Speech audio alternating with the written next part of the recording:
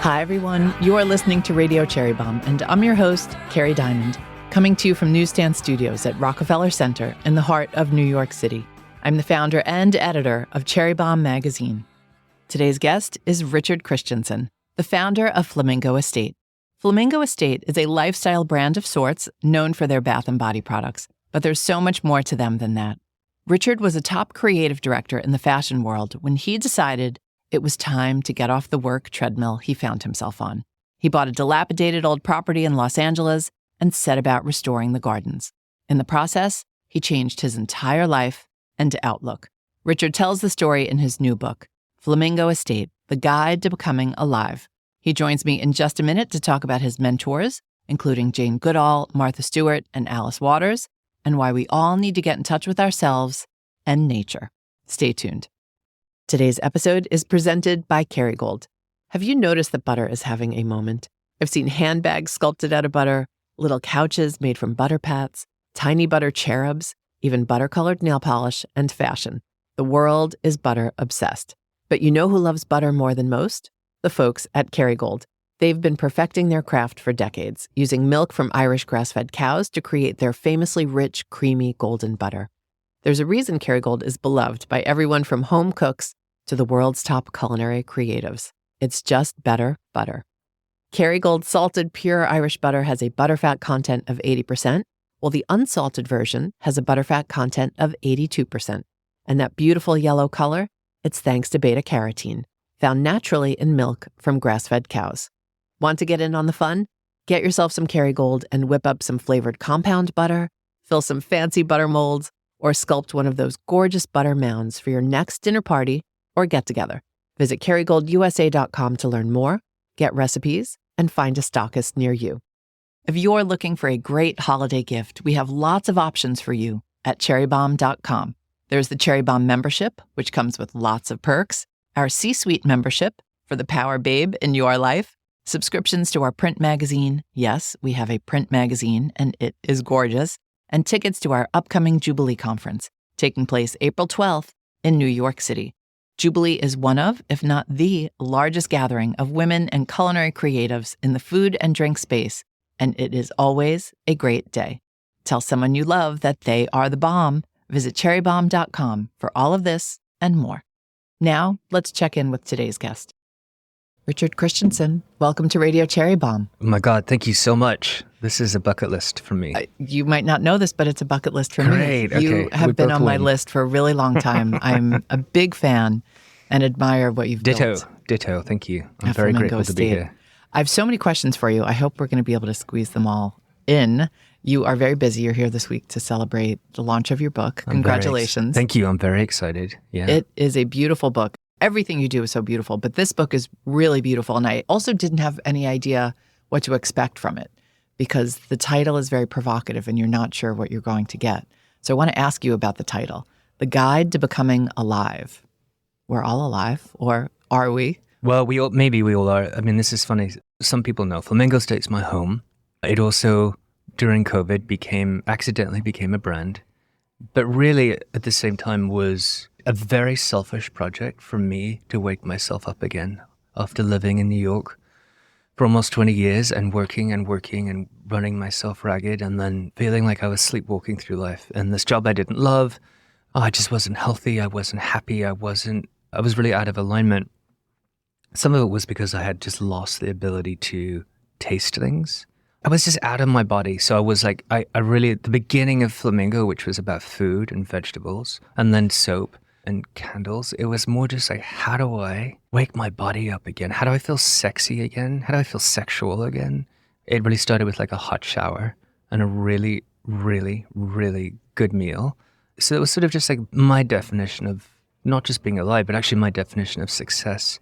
All of your senses fully engaged, especially like tasting and smelling things.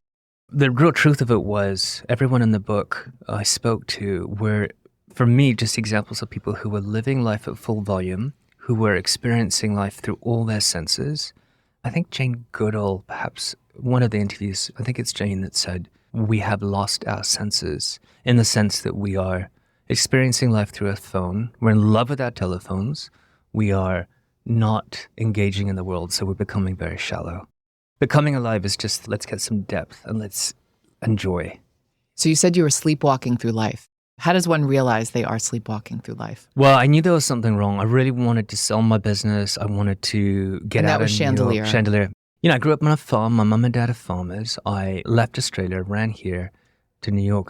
Who's to complain when you're making money and you're living in New York and all that stuff? I felt very self-conscious about even complaining about it. But I knew deep in my heart, I was just like really unhappy, but I couldn't pinpoint the thing. COVID handed me a giant slap in the face, and my old business came to a grinding halt. That for me was, and we talk about this a little bit in the book, is, my entire self-esteem was attached to that job and to that business and those offices and the penthouse office in Soho that I'm so proud of, and that was all of my self-worth. But I spent more time in the four walls of that office than anywhere in the world, every weekend until 10 o'clock every night. Oh my God, I was so terrified of losing it. And so then when that day came and we had to move out of the office because COVID really crumbled the business, I was like, wow, I've been set free. There's a funny moment in the book. It almost sounds too good to be true, and it's a little cliche, but I flew to New York during COVID to shut that office down. I used to have a huge library of books, and actually I don't know where they are now because no one would come to pick them up because it was early COVID and everyone was terrified of everything. So we gave them to people. We put them on the street outside on Broadway.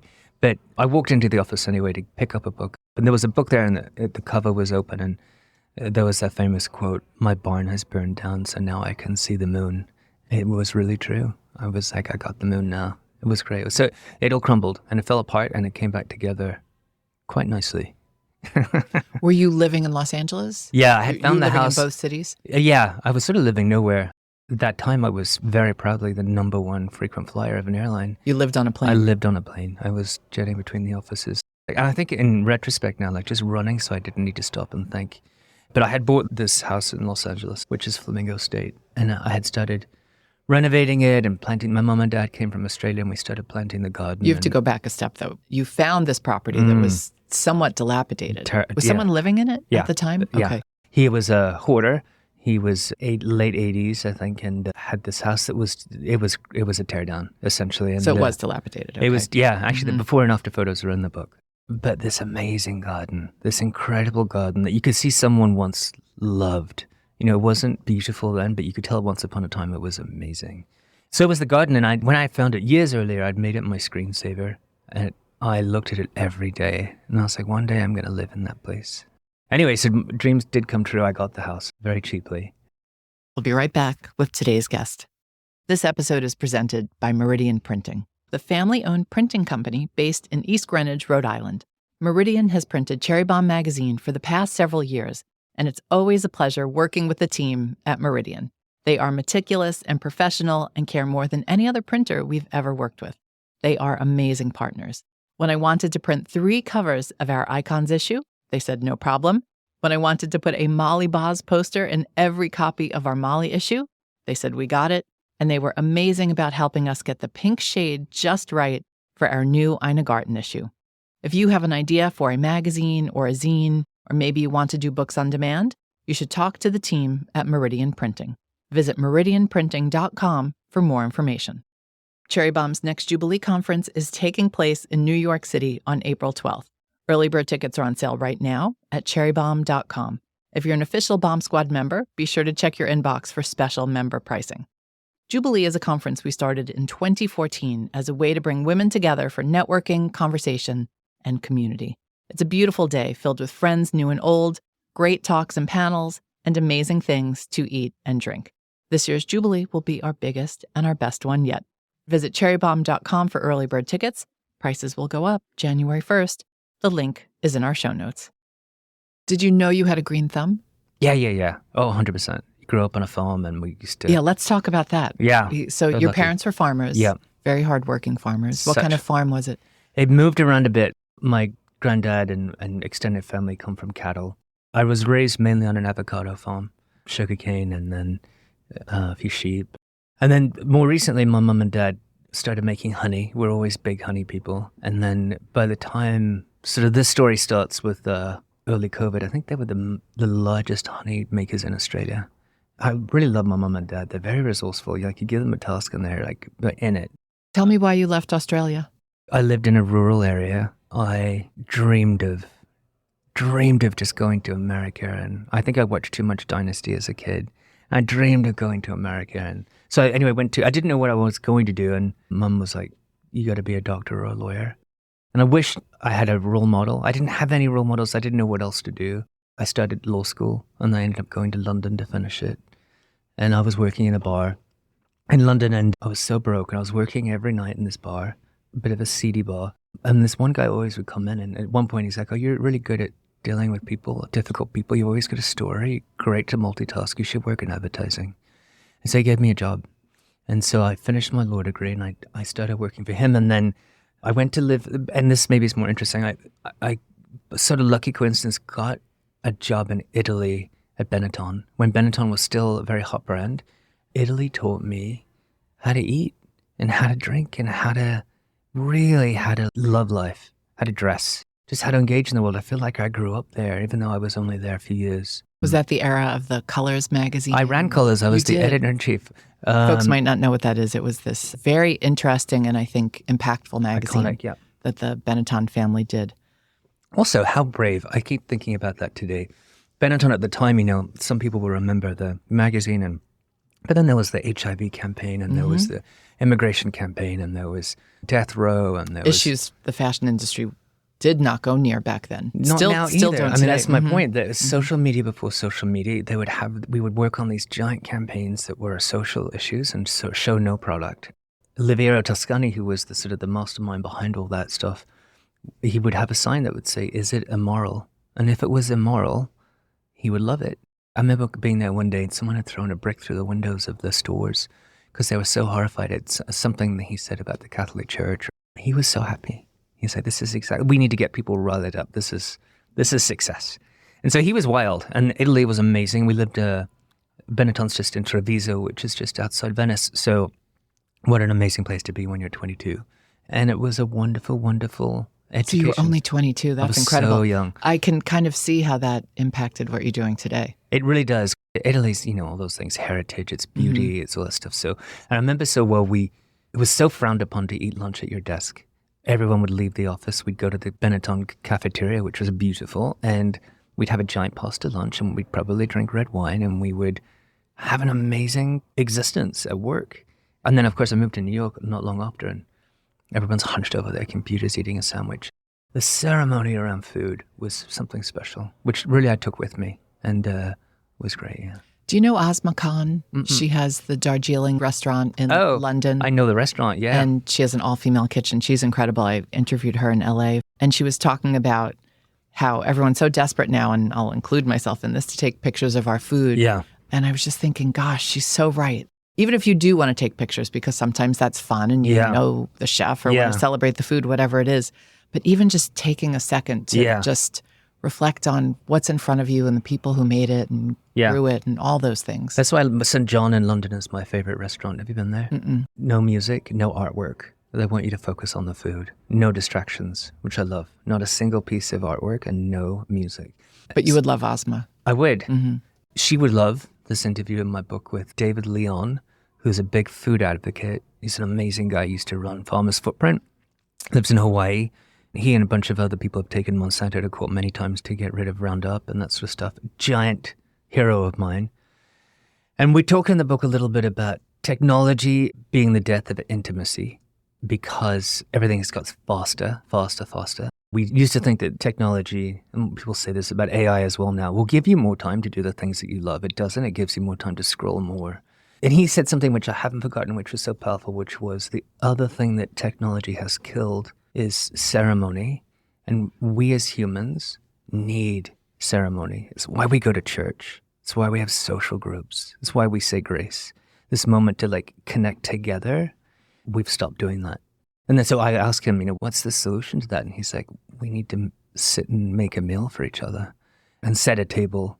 Alice Waters in the book talks about that. And, I'm sure you've read her books and she talks so much about the importance of that. I think the question I asked her was, how do we fix things? And she's like, we just have a meal with someone. You and I are both big believers in in-person gatherings. Yes. I love hospitality in the real definition of that word. Yeah. Flamingo Estate, where did the name come from? Such a great name. Oh, I wish I'd never called it Flamingo Estate. You now. do? Yeah. Oh, well, I We've know been you got in sued so trouble. many times. Yeah. It's a pink house on top of a hill. But, I never thought it was going to become a brand. Never. And so I was so allergic to the idea of creating another business. It was the last thing I wanted to do. And here we are. Today, Flamingo Estate is a multifaceted brand. You work with 125 plus farms and partners around the world, which, Richard, congratulations. Thank That is you. just amazing. Tell us in your own words, what is Flamingo Estate today? It's my home. It's so funny. This question trips me up.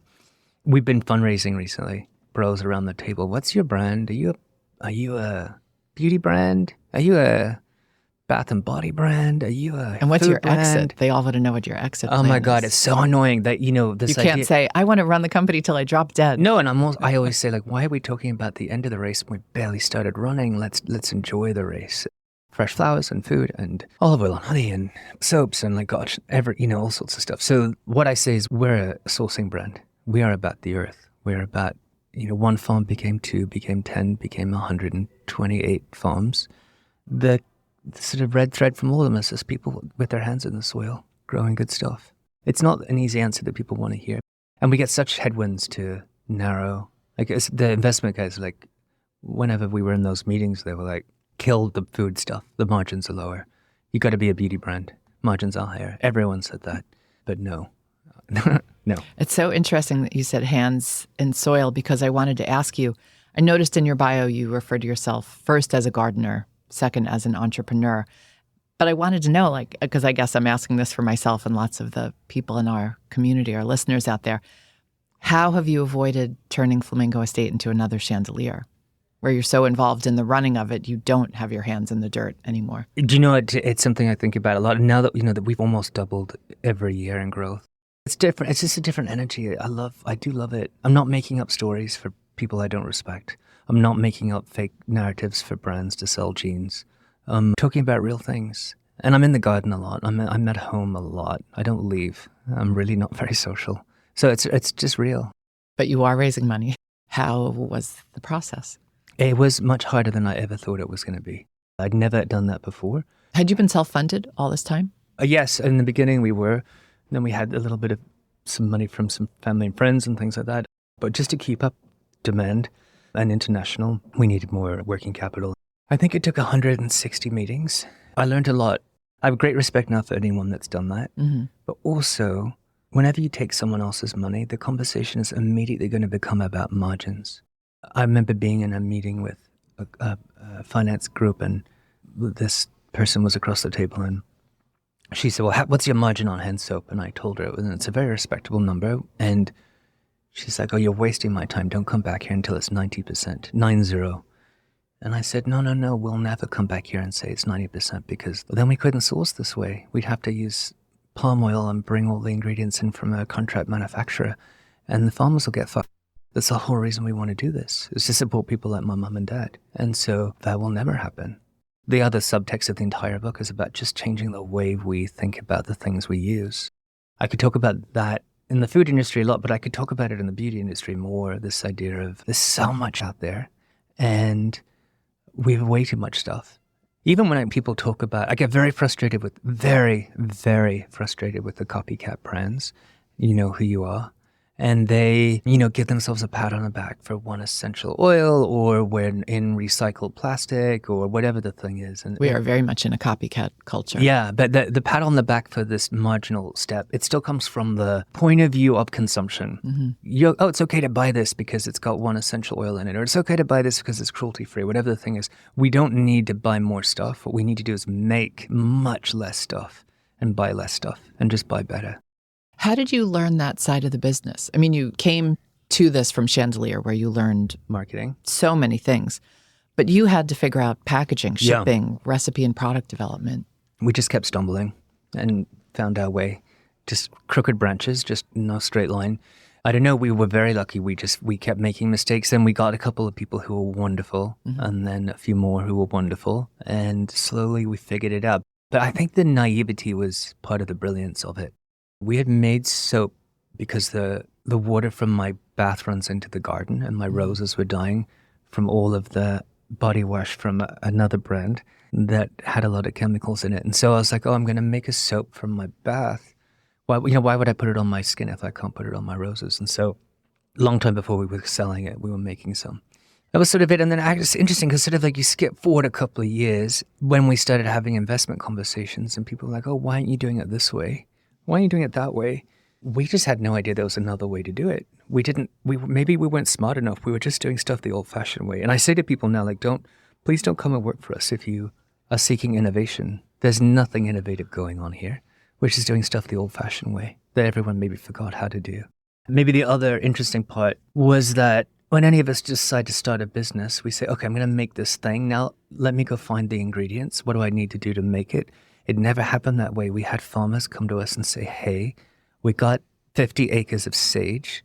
It's COVID. We're going to lose our farm. What can you make with it? Or I've got 100 acres of olives. What can you make with it? Or I've got 30 acres of lavender. What can you make with it? That first sprint, that like year and a bit, I think we made 150 products. 150.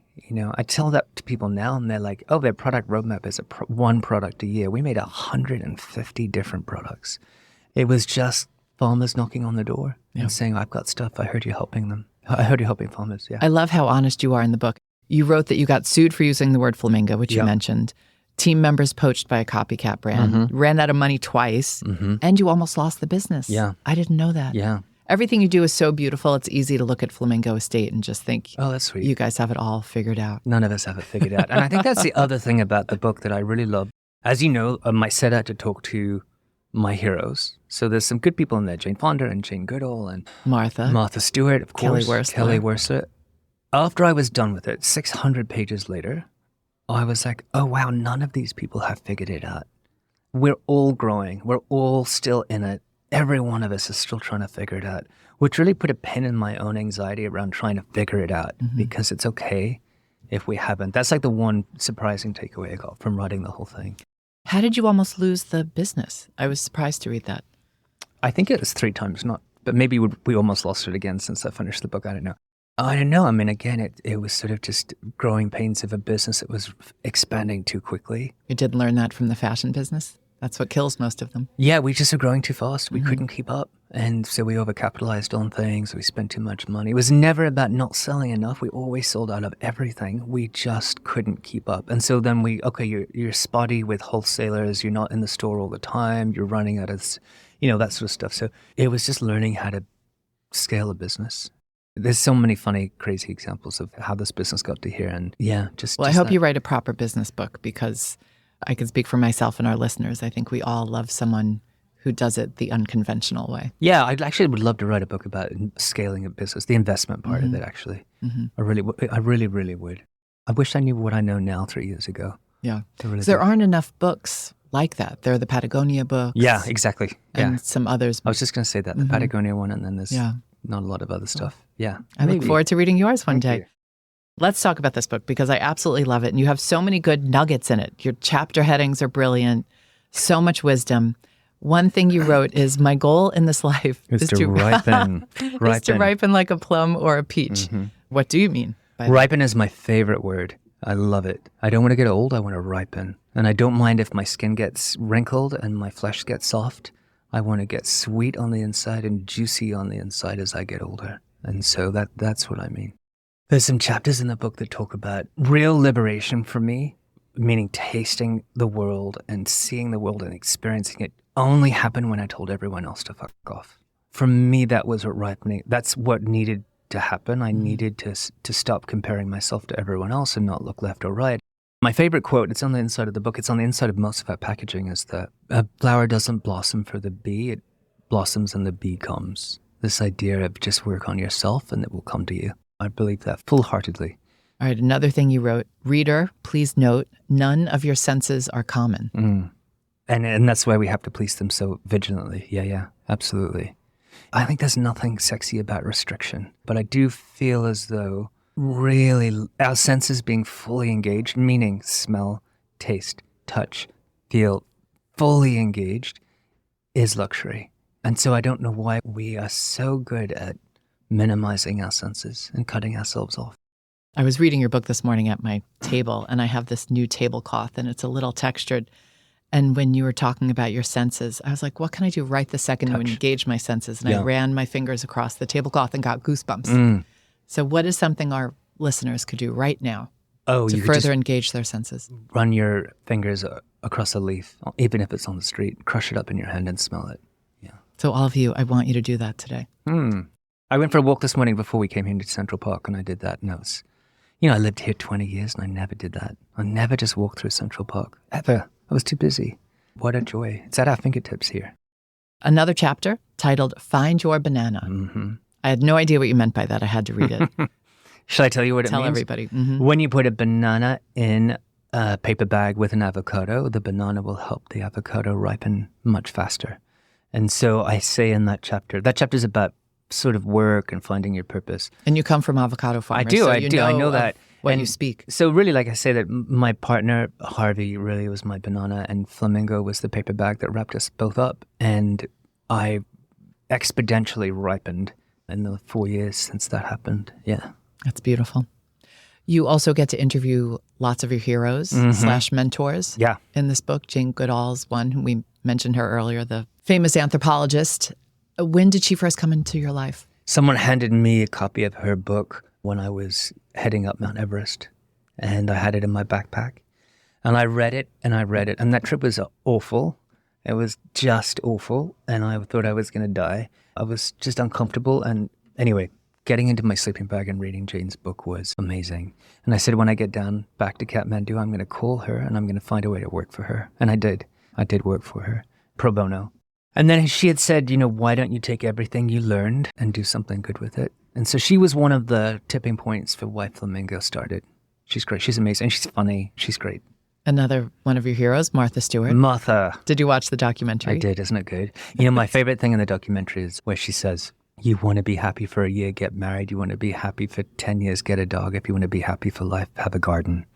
So true. I know you've got a garden and you've got dogs. You dedicated the book to your dogs. I did, yes. Martha's amazing. That interview is my favorite one, actually. She's so funny. That actually was the first one I wrote, and that sort of set the construct for the whole book.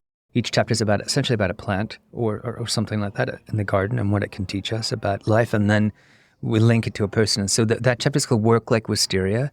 My mom had planted wisteria on the outside of the goat shed, which is where I wrote my book. It's taken over the entire place, and wisteria just grows and grows and grows, and you can put it in sandy soil and it grows. You put it in terrible soil, it'll grow. In my neighborhood, it grows along the elevated subway tracks. Oh my God, beautiful. Yeah. It's amazing. It proves your point about Never wisteria. Stops. Yeah. And I thought, okay, who else do I know that has that kind of work ethic? And I was like, oh, it's Martha. So I called Martha and I said, can we have a chat? And she was amazing. I won't tell the story because I want people to read the book and enjoy all these stories. But her story about her dad with the hammer and the wisteria was very funny. So funny, right? Yeah. Not the ending you expect. Okay, Alice Waters. This was a new friend. I was a huge fan, obviously. We'd sort of loosely crossed paths before, and then just had this wonderful conversation around food and the simple joy of food. It's a beautiful conversation. I love that interview. Yeah. Alice is amazing. Yeah. And you included one of her books. You did the most interesting book project. Oh yeah, a while ago. I still want to continue that. I'm obsessed with gardening, as you know. I feel like in book world, there's old lady gardening, and then there's David Attenborough, The World Is Ending, but there's nothing in the middle. But there are so many stories of co-creation and of creativity. And so I started this thing called Flamingo Editions, which was, at that point, 7 books I loved that we were kindly given permission to reprint and redesign. Even though that's not a gardening book, I love that book because it does talk about growing vegetables and plants. So that book and The Farmer's Almanac, anyway, some great books. And my dream really would be to sort of have 100 books, and they're the books that everyone with green thumbs and middle fingers need to read. 100 books like Martha. Yeah. Oh my God. Oh no, 100, right? Do you have your own imprint? Who No. published this book? This is done by Chronicle. Okay. But the other books that I just mentioned, we did ourselves. It's interesting, that story, though, because I had a cookbook as well before this book, and every Friday we sell vegetables, which is how we started. Early COVID, these vegetables would show up on people's doorsteps, thousands and thousands and thousands of them, and we would not know what to cook every week. So we are chefs who are also out of work because of COVID to give us recipes. So after a year, obviously, we had hundreds and hundreds of great recipes. I said, okay, there's a cookbook here. And so I flew to New York in COVID, saw a publisher, And so I have an idea for a cookbook. And he laughed me out of the office. It's like, you are not a celebrity. You're not a chef. You're never going to make this work. You're wasting my time. And, nothing makes me more excited than someone saying that. So I was like, okay, I'm going to show you. And I was like, I actually don't need to give you half of my money. I have enough customers and a full distribution network of my own that I can sell this book without having to get you involved at all, which I did. We've reprinted it 3 times. Yeah. Congratulations. Thank you. And it's on sale on the Flamingo website. It is. You've got so many beautiful products, and I've been very fortunate to try a lot of them over the years. For folks who are new to your brand, what's the one product that they should try? Well, firstly, I use everything. No, it's a very selfish brand. We only make stuff we want to use ourselves.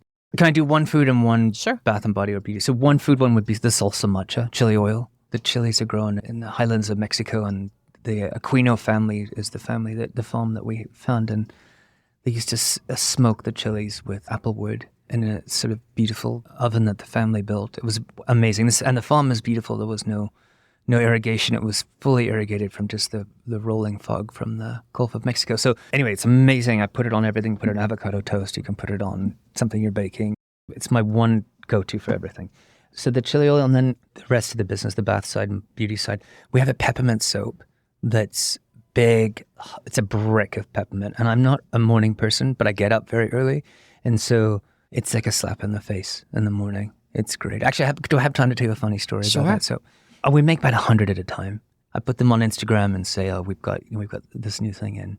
Someone came about all of them in one purchase after I put them on Instagram. And people have been selling our soap on eBay. And so I was so angry. I was like, they're reselling it. So I got the number of this customer from Shopify.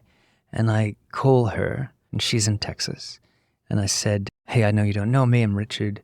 I know you just bought my soap. You're obviously reselling it. I'll pay you back more than you paid. I understand you want to make some money. That's fine, but I want them back. I want to control it. And she's like, honey, I'm not selling your soaps.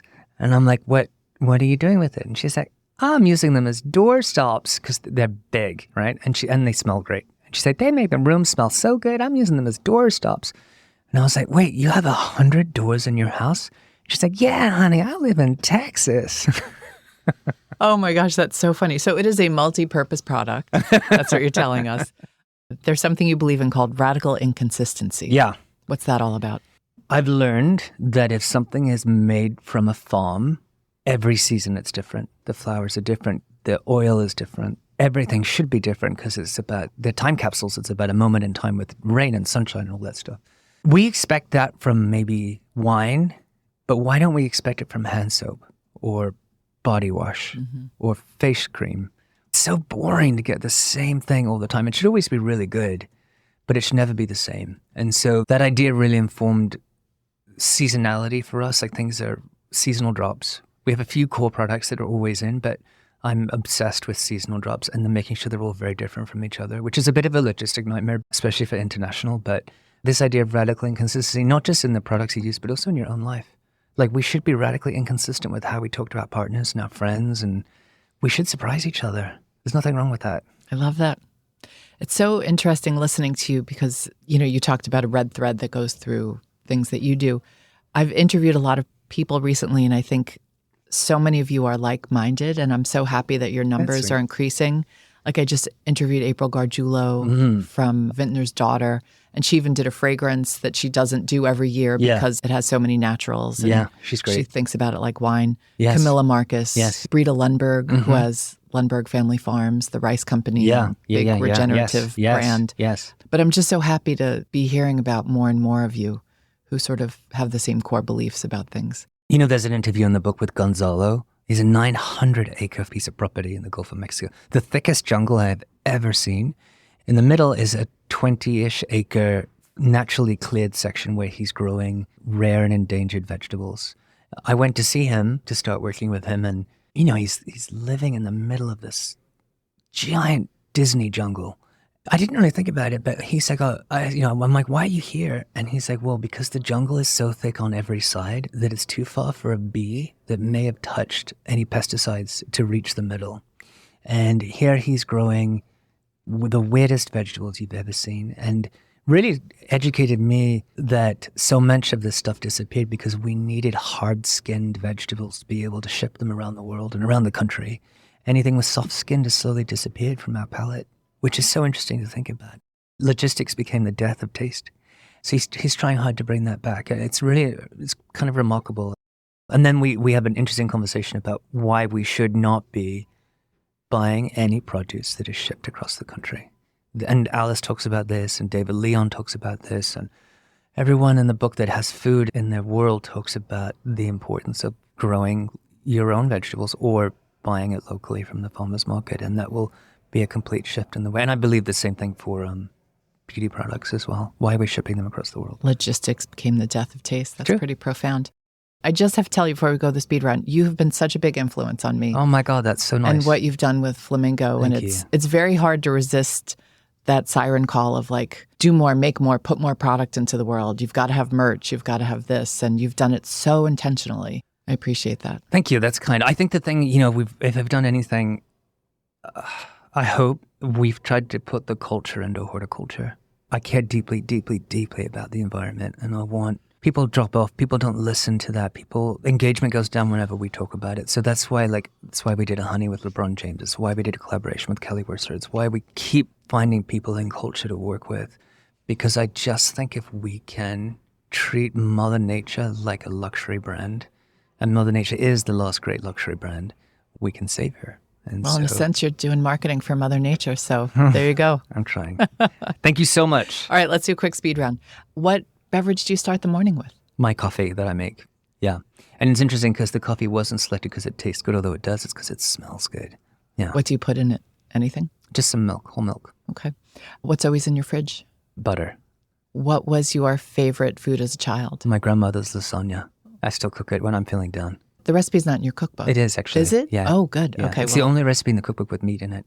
Yeah. Another reason to get the book. Mm-hmm. What's your favorite snack food today? Oh, I don't really snack. I'm trying to think what it is. We always have chocolate in the office. Always, always, always, because we have some chocolate people we work with. So maybe that's my guilty snack. Yeah, okay. Chocolate. What are you streaming right now? I have been watching on repeat The Taste of Things, the Juliette Binoche movie.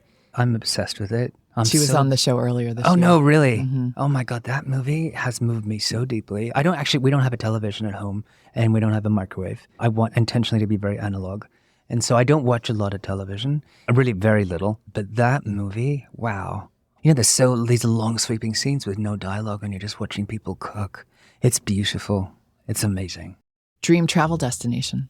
The book talks about the importance of travel. I've been to the South Pole and I've been to the North Pole and I've been to Everest and I've done these interesting places. This is going to sound so cheesy. The reason I don't travel now very much is because the hardest trip for me is to travel inside myself. I really want to be still and I want to sit with myself and I want to spend time in my garden. But if you really had to push me, I'd say actually I want to go back to Rome and have some good Italian food. There's a house in Pantelleria, that island in Italy. My friend has a little property there and they grow the most amazing giant capers. There's a little property next door that's for lease. And I was like, oh, should I just get it for a year and grow capers? Maybe. Sounds lovely. Okay, last question. I have a feeling who you're going to answer, but not entirely sure. If you had to pick one food celebrity to be trapped on a desert island with, who would it be and why? I mean, it would have to be Martha, right? I was going to say that, right? Because we're going to be fine. We need to get everything done. We're going to build a beautiful house and eat really well and have a fun time. You might never want to leave the island. No, actually, that was exactly what would happen. We would monetize it. Oh my gosh. Well, Richard, you are wonderful. Congratulations on the book. Thank you. That means so much. Thank you so much. I hope a lot of people pick it up because I think it's one of those books that will stay with you for a long time and maybe even change your life. I hope so. It changed mine. That's it for today's show. I would love for you to subscribe to Radio Cherry Bombe on Apple Podcasts or Spotify and leave a rating and a review. Anyone you want to hear on an upcoming episode? Let me know. Our theme song is by the band Tra La La. Joseph Hazen is the studio engineer for Newsstand Studios. Our producers are Catherine Baker and Jenna Sadu, and our editorial coordinator is Sophie Kais. Thanks for listening, everybody. You're the bomb.